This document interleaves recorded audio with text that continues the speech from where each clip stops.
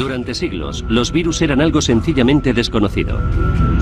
Incluso hoy en día, su capacidad para mutar y extenderse a toda velocidad desconcierta a los científicos. Y sin embargo, los virus son meras agrupaciones de genes en el interior de un envoltorio proteínico que únicamente pueden reproducirse invadiendo a una célula huésped. Las proteínas que cubren la superficie de los virus son la clave de su capacidad destructiva. Las proteínas se atrincheran en el interior de las células de los organismos vivos y usan sus propias moléculas de ADN y ARN, que transportan o transmiten información genética para reproducirse allí. Los virus del ARN son los más letales porque mutan con gran facilidad. A esta categoría de alto riesgo pertenece el virus de la enfermedad conocida como SARS, o síndrome respiratorio agudo grave. Noviembre de 2002. Esta enfermedad respiratoria desconocida se extendía por el sur de China. En cuestión de meses, el SARS infectó a 8.000 personas y mató a casi 800. Los civiles vivían asustados e imploraban clemencia divina. Pero su destino se encontraba en las manos de este hombre, el profesor Yi Wan, un especialista en gripe del Hospital Queen Mary de Hong Kong. Él fue quien se hizo cargo del caso del SARS. Al parecer, el virus se transmite a través de un estrecho contacto personal, por lo que existía el riesgo de que se propagara rápidamente. La prioridad era aislar el virus, encontrar sus orígenes y precisar el modo de transmisión. El sur de China es un caldo de cultivo perfecto para los nuevos virus. La combinación de densidad de población humana y animal convierte a esta región en una bomba de relojería vírica.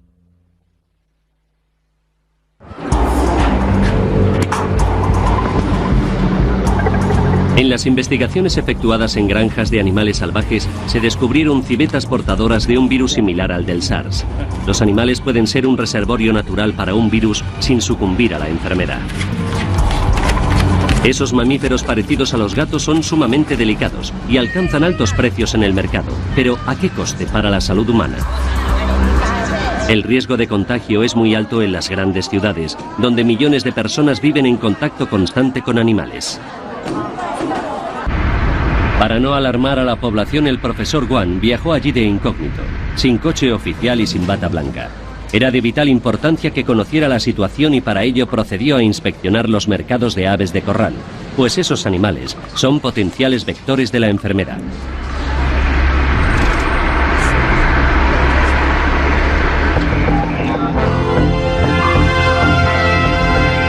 Las alertas de gripe asiática de 1997 y 2001 estaban aún muy recientes en las mentes de los chinos, que seguían luchando contra el SARS o síndrome respiratorio agudo grave. El virus y su reveladora corona de proteínas pertenecen a la familia de los coronavirus.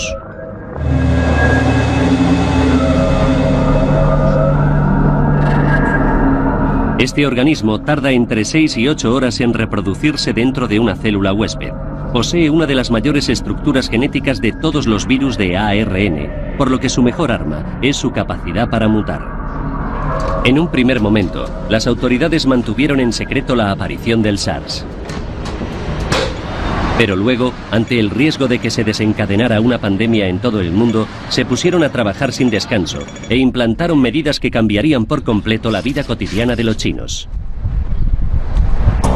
Mientras que la mayoría de la gente permanecía en casa, el profesor Wan cruzaba una y otra vez la frontera entre Hong Kong y la zona continental de China para descubrir el paradero del SARS.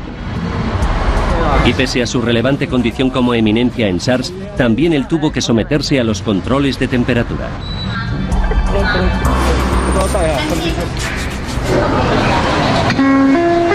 Las regulaciones en materia de higiene eran draconianas.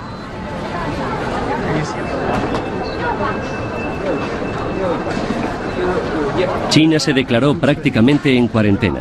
Los principales aeropuertos examinaban a los viajeros con detectores térmicos y se interceptaba a quienes tenían una temperatura superior a lo normal.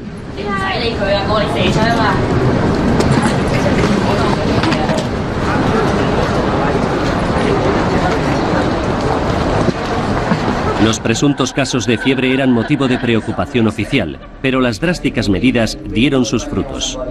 Now, Carmen is a little bit working on this side. El virus dejó de propagarse casi tan rápido como empezó a hacerlo. Sin embargo, el profesor Wan y su equipo permanecieron alerta. Médicos y enfermeros tenían la certeza de que el SARS regresaría. El profesor Wan considera que el próximo brote será aún peor, ya que el virus mutará para sobrevivir. Siempre que un nuevo virus mutante como el SARS amenaza a la humanidad, los científicos vuelven la mirada a la infame gripe española de 1918. España fue el primer país en hacer públicos casos de la enfermedad, 8 millones solo en su territorio, pero aquello no era más que la punta del iceberg. Hoy, en el Instituto de Patología de las Fuerzas Armadas de los Estados Unidos, el profesor Jeffrey Taubenberger trata de garantizar que no vuelva a producirse una catástrofe igual. Lo que sabemos en estos momentos es que probablemente todas las personas vivas en el año 1918 respiraron el virus de la gripe, aunque solo entre la mitad y un tercio enfermaron. Eso sí, un elevado porcentaje de los enfermos falleció a consecuencia de la gripe. La cifra de víctimas mortales que causó la epidemia fue superior a la de la Primera Guerra Mundial. Hoy por hoy, se cree que entre 50 y 100 millones de personas perdieron la vida en poco más de un año. Los enfermos se ponían azules, los pulmones se les llenaban de fluidos y literalmente se ahogaban en cuestión de días, a veces incluso horas. Casi la mitad de las víctimas estadounidenses en la Primera Guerra perecieron de ese modo. Y en aquel momento, nadie sospechaba de un virus.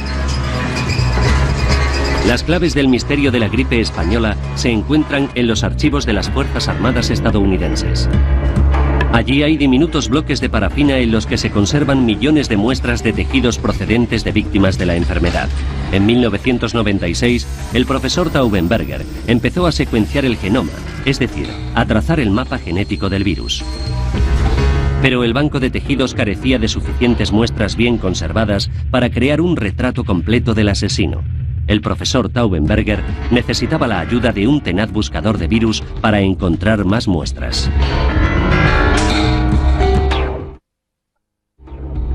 El doctor Johann Hultin, un patólogo forense ya retirado, se unió a la investigación del profesor Taubenberger sobre la gripe de 1918.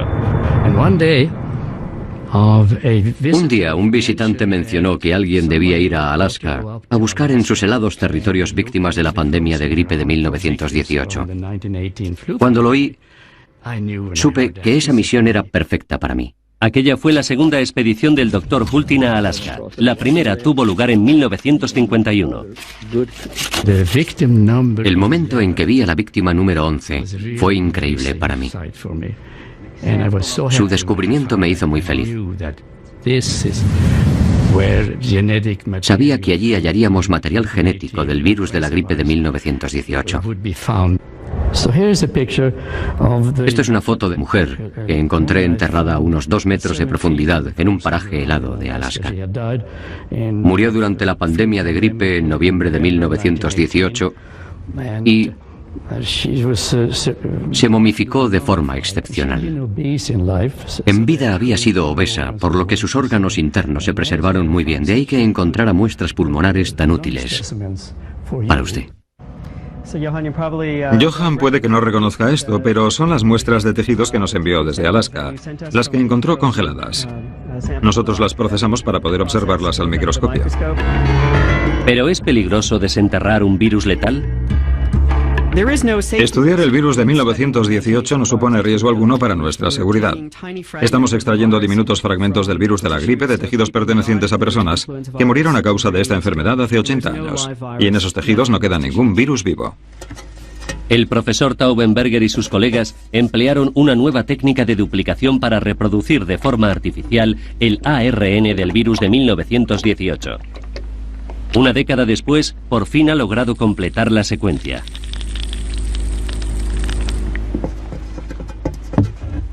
El análisis de los genes y las proteínas revela leves mutaciones que quizás bastarán para permitir al virus burlar al sistema inmunitario humano.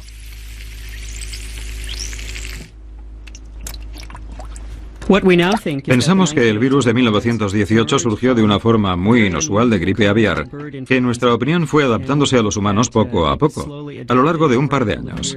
Lo que no podemos decir es en qué lugar del mundo sucedió eso. La mayoría de los virólogos cree inevitable que se desate otra pandemia de gripe, lo cual plantea la siguiente pregunta. ¿Podría predecirse? La región de la Camargue, en el sur de Francia, es un laboratorio natural para el estudio de los virus. En este lugar, las aves migratorias, sobre todo las acuáticas, ponen a disposición de los científicos un enorme reservorio móvil de gripe. Los virus se reproducen en el intestino de los pájaros y son excretados en sus deposiciones. Hoy, los científicos de la Escuela de Veterinaria de Lyon van a trabajar sobre el terreno. El doctor Philippe Sabatier se encuentra al frente de la expedición y a una hora muy temprana de la mañana tiene una cita con las aves migratorias procedentes de África. Sin embargo, las primeras en llegar no son las que él esperaba. Es increíble. Está un poco cansado. Todos los años varios miles de millones de aves regresan a Europa para pasar el verano, y lo hacen a través de la Camargue, el delta de un río que se extiende a lo largo de casi 1000 kilómetros cuadrados. Antes pensábamos que los animales tenían virus particulares, al igual que los hombres. En definitiva, que cada especie tenía sus propios virus. Pero la historia reciente de la virología nos ha llevado a comprender que ciertos virus pueden pasar de una especie a otra indistintamente. El doctor Sabatier investiga los virus que saltan de una especie animal como es un pájaro a otras como el ganado y los caballos.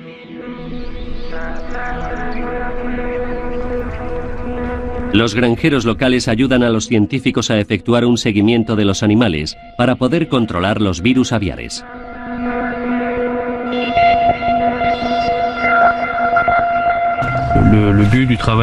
El objetivo de nuestro trabajo es comprender mejor los distintos riesgos para poder reaccionar con mayor rapidez y de ese modo evitar la propagación. Por suerte, la barrera de las especies no es tan fácil de traspasar. Un virus se vuelve contagioso cuando se adapta a la acidez y al entorno genético y proteínico de su huésped. Y para colonizar a otro huésped, muta. El mayor temor de los científicos es que un virus transportado por un animal pueda infectar la misma célula que otro procedente de un humano.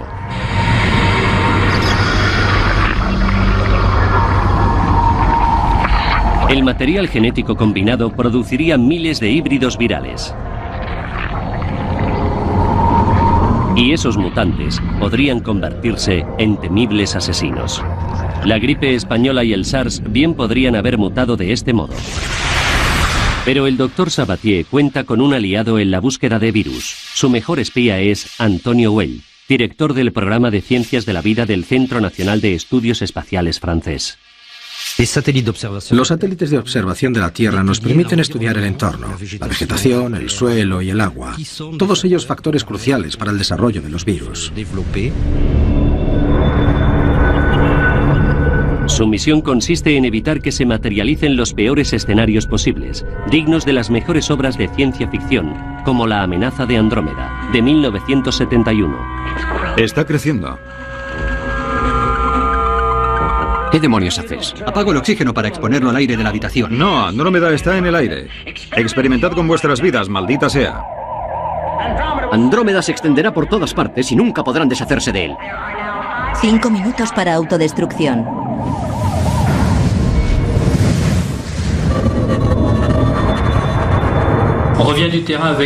Acabamos de regresar de la expedición sobre el terreno y traemos varias muestras. Probablemente encontremos algún positivo que procederemos a enviar al Instituto Pasteur para que aíslen los virus. ¿Tienes algún dato del satélite que sugiera un riesgo de epidemia hoy? Antonio Weil y Philippe Sabatier forman parte de un programa de seguimiento mundial llamado BIRD. Su objetivo es reducir el riesgo de propagación de los virus a través de los desplazamientos de las aves migratorias. Colocando microtransmisores vía satélite en los pájaros, los científicos pueden seguirles allá a donde vayan. Hemos recibido las últimas emisiones de las garzas. Algunas ya han llegado cerca de Mauritania. A continuación se anotan las escalas de los pájaros y sus destinos finales, y se procede a dividir la Camargue en hábitats.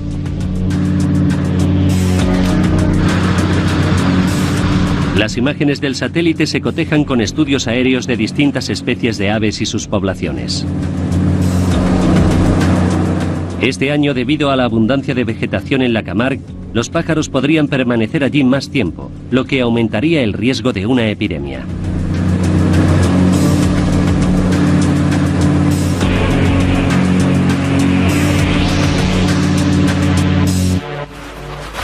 Controlar los movimientos de los gansos será complicado. No se muestran muy dispuestos a colaborar. El doctor Sabatier quiere saber más sobre las pautas de su migración. El problema es colocar el transmisor.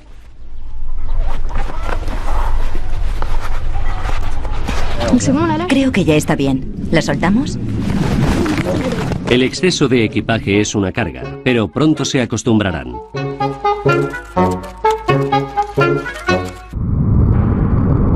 No todos los virus necesitan a los pájaros para desplazarse. El hombre es el vector de la viruela.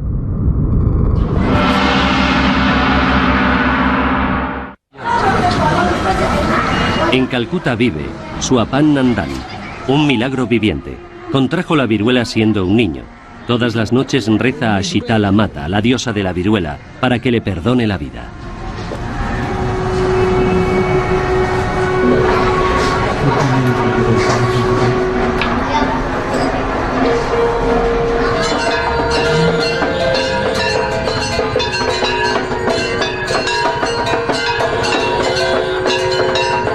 Hubo un tiempo en que las grandes pandemias se aceptaban como un castigo divino que había que sufrir con resignación.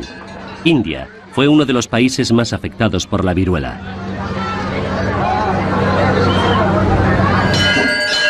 Antes de que existieran las vacunaciones multitudinarias, la única esperanza era la oración.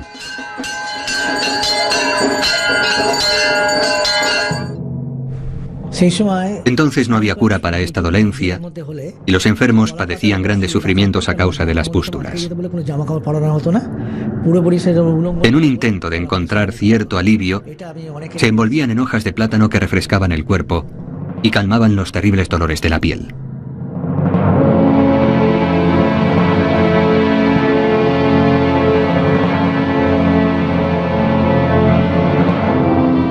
Quienes sobrevivieron quedaron marcados, a menudo de por vida.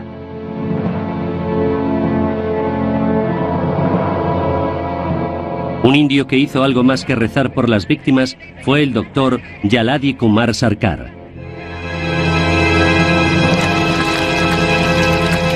El doctor Sarkar es la personificación de la ciencia. Este hombre creó el primer laboratorio de virología e impulsó el programa de vacunación nacional. Recuerda que los lugareños se aferraron a la religión y al principio rechazaron la vacuna.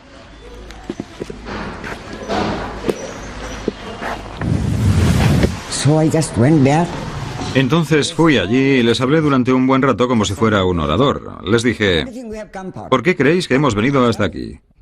No por mí, sino por vosotros. Queremos protegeros. Y cosas así. Después de la conferencia accedieron.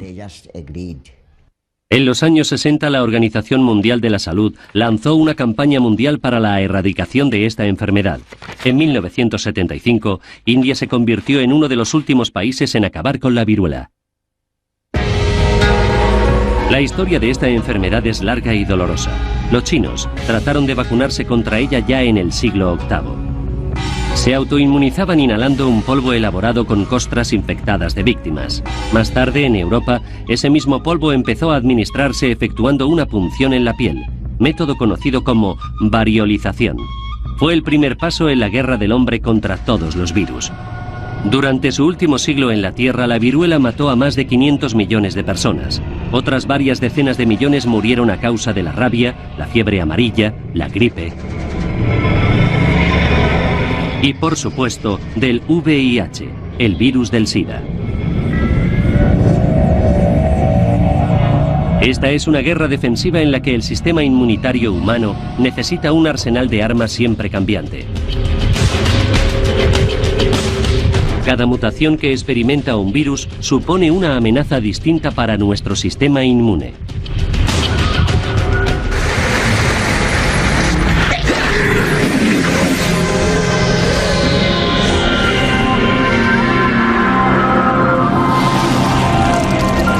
Las vacunas refuerzan las defensas de nuestro cuerpo, entrenando al sistema inmunitario para reconocer a los invasores.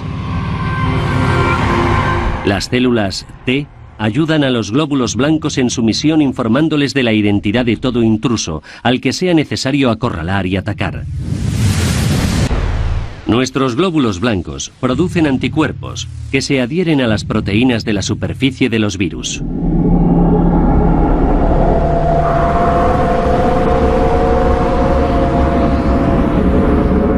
De ese modo, neutralizan al enemigo y acaban con él. Sin embargo, para crear una vacuna, los científicos deben entablar una relación íntima y personal con el enemigo. Este laboratorio posee lo que se conoce como nivel 4 de bioseguridad. Significa que en él, los astronautas del microcosmos pueden examinar virus activos sin riesgo alguno. Los virus tienen la capacidad de filtrarse a través del plástico y el cemento, pero gracias a materiales sintéticos como el poliuretano y a los trajes protectores creados para la industria nuclear, ahora los científicos pueden enfrentarse directamente a ese desafío con total seguridad. Este tipo de laboratorios son herméticos y la presión que se mantiene en su interior es inferior a la externa. En el improbable caso de que se produjera una fuga, el virus asesino no escaparía. Al final de cada turno a los trabajadores les espera la obligada ducha química. En el corazón de África no existen laboratorios así. Tampoco hay vacuna contra uno de los virus más letales que se han descubierto, el de la fiebre hemorrágica, el ébola. Los equipos médicos extranjeros que llegan a la República Democrática del Congo han de enfrentarse a la desconfianza y al miedo reinantes en los pueblos afectados por el ébola.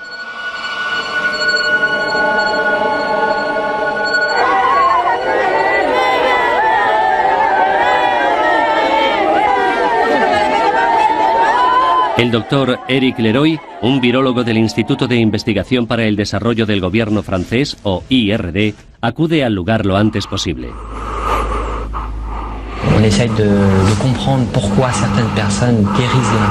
Intentamos comprender por qué ciertas personas sobreviven a la infección un 20% para ser más precisos y por qué el 80% restante muere. Para ello, queremos comparar las respuestas inmunitarias de estas dos categorías de personas. La estructura del ébola es filamentosa y a ella le debe su nombre la familia a la que el virus pertenece, la de los Filoviridae. Es uno de los más de una docena de agentes calientes que existen, que no son otra cosa que virus que se expanden y matan rápidamente. El ébola ataca al sistema inmunitario y destruye las células que bordean los vasos sanguíneos, causando hemorragias. El ébola está en nuestro pueblo. Cuando veáis llegar a las enfermeras, no las amenacéis. Están aquí para salvar a la gente del ébola. Y es importante que aquellos que hayan huido a las selvas regresen al pueblo. En las selvas viven muchos animales y algunos transportan impunemente la enfermedad. Esas criaturas pueden transmitir el virus a otras especies como puercoespines, antílopes y monos, animales que los lugareños suelen comer. El mero hecho de tocar la carne infectada representa un riesgo de contagio.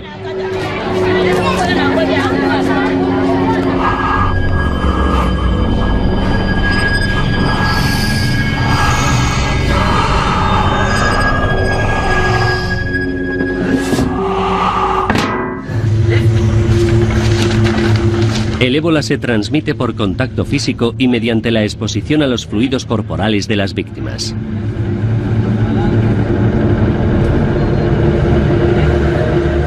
Por lo general, la muerte sobreviene una semana o dos después.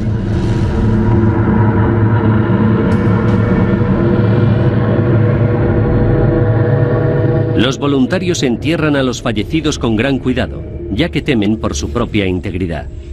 Los pueblos se ponen en cuarentena para interrumpir la cadena de contagios.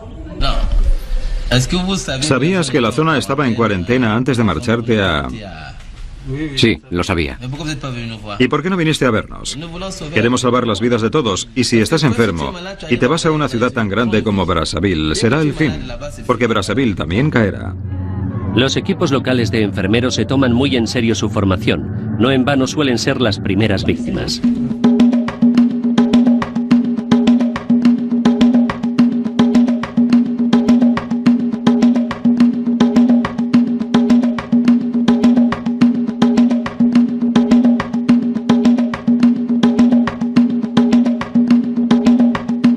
Cuando el calor es tan intenso como en la selva tropical, resulta muy tentador vestir ropas ligeras, pero esa decisión podría tener consecuencias fatales. Los trajes protectores se eliminan de una forma segura tras su uso. Ningún virus, ni siquiera el ébola, puede sobrevivir a esto.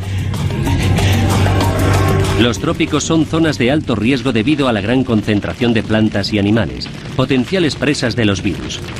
Y al adentrarse en zonas deshabitadas, los humanos sacan de su letargo a virus que llevaban largo tiempo inactivos. Los cazadores de virus van tras ellos. La acción del hombre ha modificado más de la mitad de la masa continental de nuestro planeta. Las repercusiones de nuestros actos no son ni mucho menos superficiales. La influencia del ser humano en la aparición de estas enfermedades y en los cambios que se han producido en la ecología mundial es enorme. En ese aspecto, somos nuestro peor enemigo.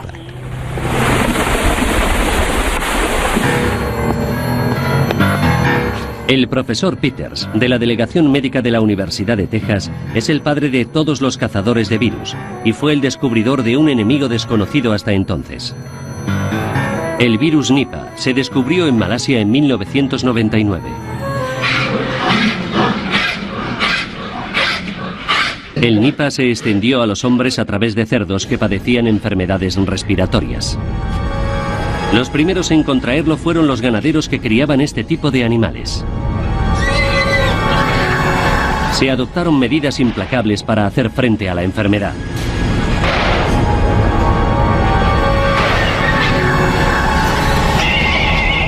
Un millón de cerdos fueron sacrificados. Pero para empezar, ¿cómo contrajeron ellos el Nipah? Los investigadores creen que el reservorio del virus era el murciélago y que él se lo transmitió a los cerdos. A los virólogos les preocupa que el Nipah haya infectado también a perros y gatos. Este virus puede franquear sin problemas las barreras biológicas, motivo por el cual el profesor Peters lo clasifica como uno de los descubrimientos virales más aterradores de todos los tiempos. Solo los virus anónimos y letales superan los controles de seguridad sin identificación. Buenos días, disculpe, ¿puedo ayudarle? Un nuevo virus de Asia. Soy el doctor Peters. Doctor Peters, ¿puedo comprobar si tiene autorización para acceder al edificio, por favor? La gente siempre te pregunta cuál es el más grande, el peor, el que hace que te despiertes sudando en mitad de la noche y esas cosas. Pero lo cierto es que nadie sabe cuál será el próximo virus letal que aparecerá. Lo que sí podemos afirmar, en cambio, es que los peores virus son aquellos capaces de transmitirse de persona a persona. Ese es el grupo de virus que más nos preocupa.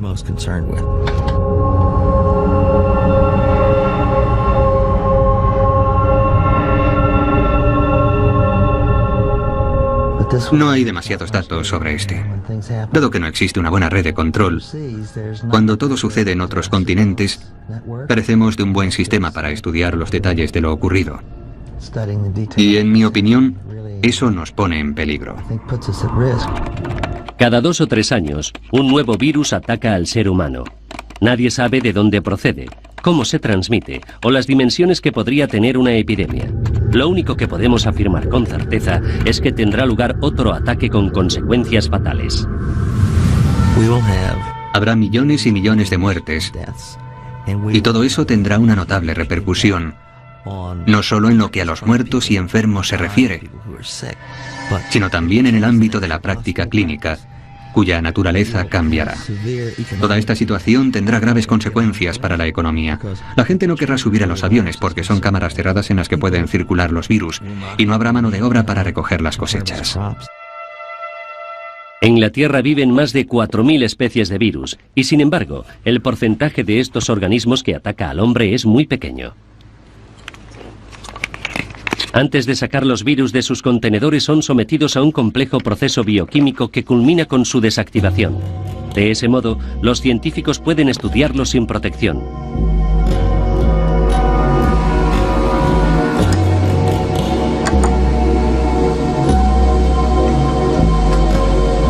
Incluso los cazadores de virus más experimentados temen el momento de la verdad.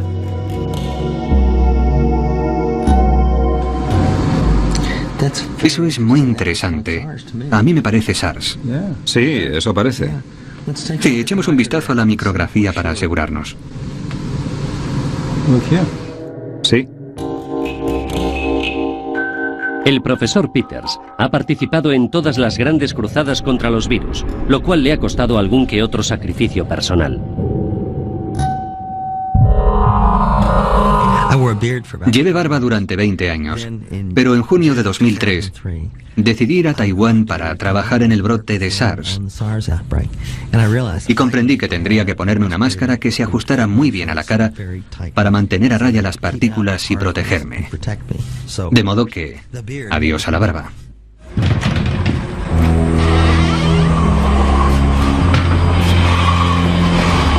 El profesor Peters ya se ha retirado del trabajo de campo, pero ahí fuera hay otros cazadores de virus.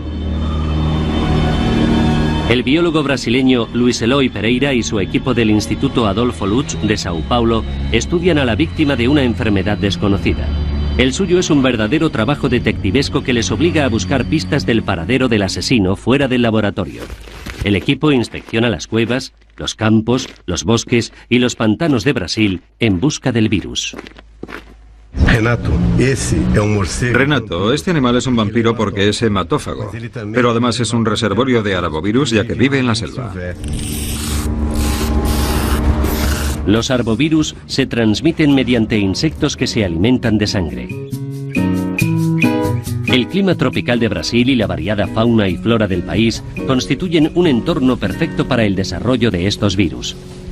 Los arbovirus causan todo tipo de dolencias, desde fiebre moderada en los humanos hasta encefalitis o inflamación del cerebro, enfermedad potencialmente letal. Y los murciélagos y los roedores figuran nuevamente entre los sospechosos habituales.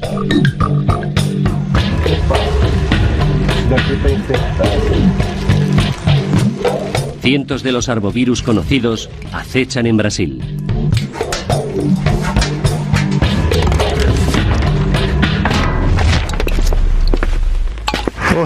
Renato, estos son los roedores que capturamos y en los que detectamos arbovirus, ¿te acuerdas? Voy a dejar esto aquí en la estantería para su identificación, ¿entendido? Sí.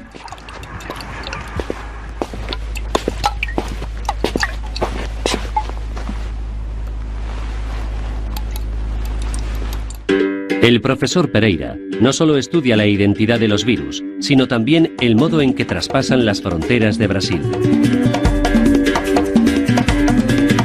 Los pájaros, al igual que los roedores, les sirven como medio de transporte.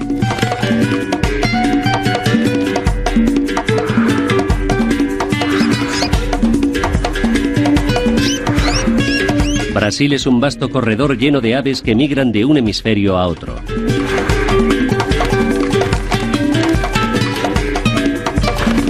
Y un mosquito portador de un virus podría picar a cualquiera de esos pájaros, haciendo que el ave infectada transportara el letal organismo a miles de kilómetros de distancia, a otros países.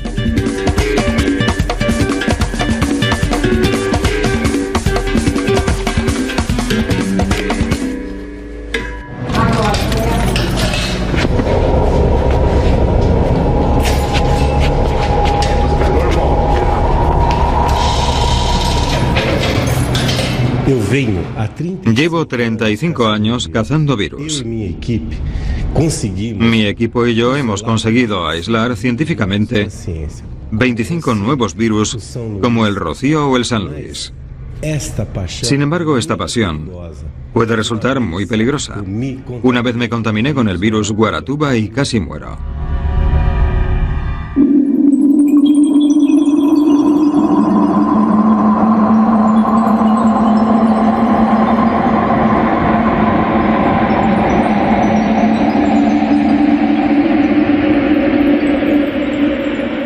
Todos los años, el Instituto Adolfo Lutz realiza pruebas con 30 muestras virales procedentes tanto de animales como de humanos. Hasta que se inventó el microscopio electrónico en los años 30, los investigadores tuvieron que trabajar a ciegas, pues los virus, a diferencia de las bacterias que pueden verse a través del microscopio de luz óptica, son tan pequeños que es necesario ampliarlos decenas de miles de veces. E incluso así, de las proteínas de su superficie no se aprecia más que un vago perfil.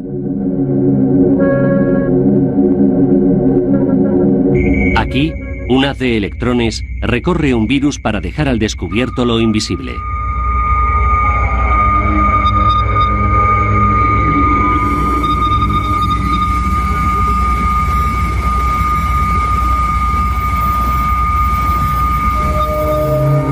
El grosor de un cabello humano es de 1/100ª de milímetro, el de una espora de moho de varias milésimas de milímetro y el de una bacteria de 1 sola milésima de milímetro. Es el mundo de los virus. El de la viruela es uno de los más grandes con sus 2 10 de milímetro. Luego están los coronavirus y los rinovirus, más pequeños, con tan solo 2 100 de milímetro. Estas cifras que nos nublan la mente son vitales para virólogos como el Dr. John Ives Sgro. Para un observador experimentado, esos números desvelan los primeros secretos de una galaxia desconocida. En el Instituto de Virología Molecular de Wisconsin, la principal arma del Dr. Sgro contra los virus es la tecnología informática. Gracias a ella, puede medir un virus en 3 dimensiones. Su objetivo es crear réplicas exactas de los virus originales.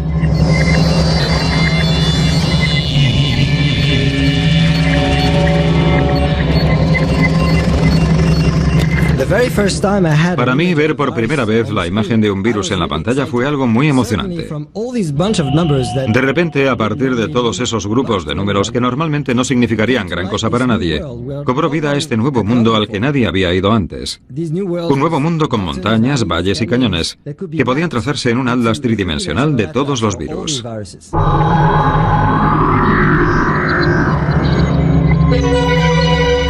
Sabiendo qué aspecto tenía el enemigo, podíamos empezar a comprender su línea de ataque.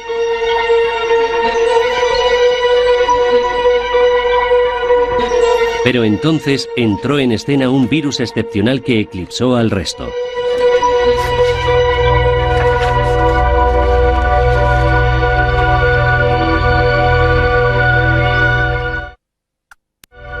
El minivirus es 4 veces más grande que el virus de la viruela y puede observarse a través de un microscopio óptico.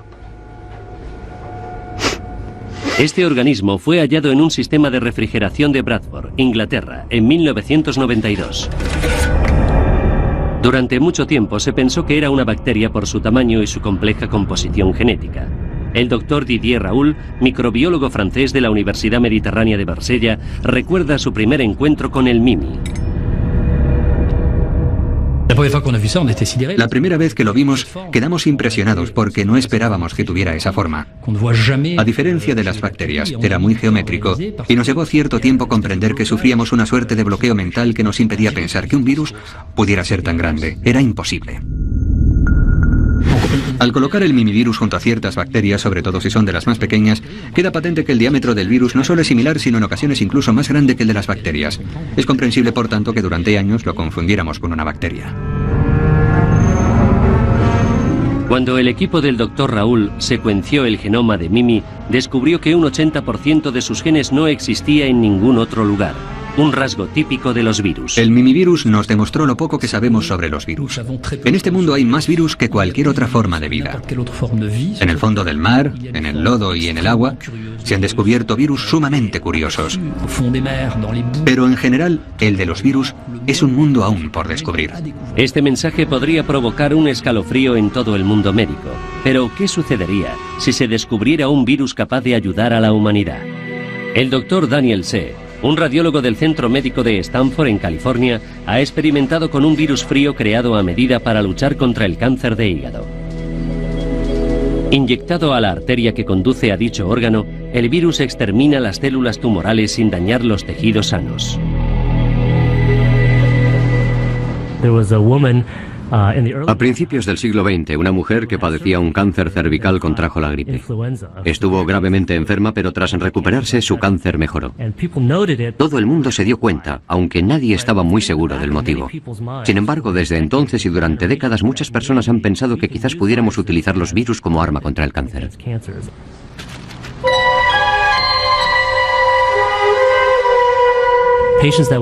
Pacientes a los que no dábamos más que unos meses de vida sobrevivieron como media un año más. No estamos ante un milagro, ya que la mayoría de esos pacientes acabó falleciendo de cáncer. Pero si logramos prolongar algo su vida. Estas son las imágenes del TAC de un paciente al que se aplicó un tratamiento con el virus Onyx. Cuando se tomaron estas placas, sufría un cáncer que ya se había extendido al hígado.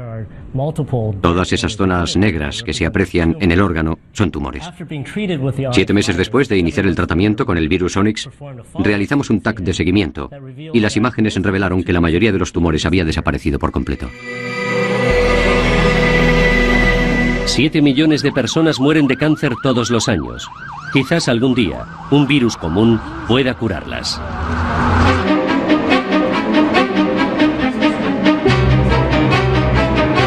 Los investigadores están utilizando al enemigo más insidioso del hombre para conseguir otros remedios. El profesor Anthony Van Den Pol, de la Facultad de Medicina de Yale, aplica el comportamiento viral al cerebro humano. Este hombre emplea los virus para acabar con tumores cerebrales y conducir hasta una célula defectuosa del cerebro el gen que necesita. Nuestro cerebro contiene 100.000 millones de células. Manipulando sus códigos genéticos, los virus pueden buscar en ese órgano ciertas células para matarlas o curarlas. Pero, ¿cómo controlar lo que sucede? El profesor Van Den Pol marca los virus con los genes fluorescentes de las medusas y luego los sigue en su carrera de obstáculos a través del cerebro hasta la célula objetivo. Hoy por hoy, la posibilidad de emplear virus para tratar diversas enfermedades neurológicas despierta una gran expectación. Y creo que el futuro será muy interesante, pues utilizaremos a los virus como medio de transporte para enviar genes a las células dañadas y también para destruir células malignas como las de los tumores cerebrales. Esto era una célula nerviosa infectada con un virus y la actividad eléctrica parece bastante normal, ¿no crees?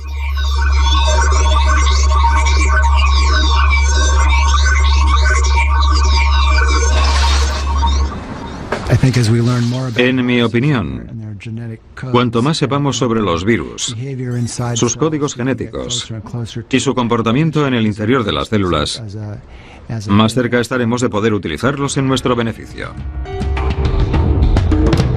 Si los virus pueden destruir células tumorales ubicadas en el cerebro y prolongar la vida de las células sanas, quizás también sean la respuesta a la eterna juventud.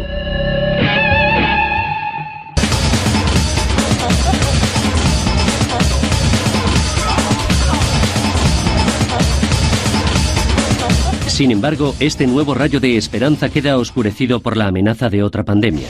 ¿Son capaces los científicos de vencer a las miles de nuevas cepas víricas que podrían brotar en cualquier momento? Mutaciones virales como el VIH, que evolucionan millones de veces más rápido que los humanos, obligan a los laboratorios a pelearse por las vacunas. Nosotros observamos y experimentamos para evitar el próximo ataque a escala mundial. Pero también confiamos en que nuestro mayor enemigo pueda un día convertirse en nuestro aliado en la lucha contra la enfermedad.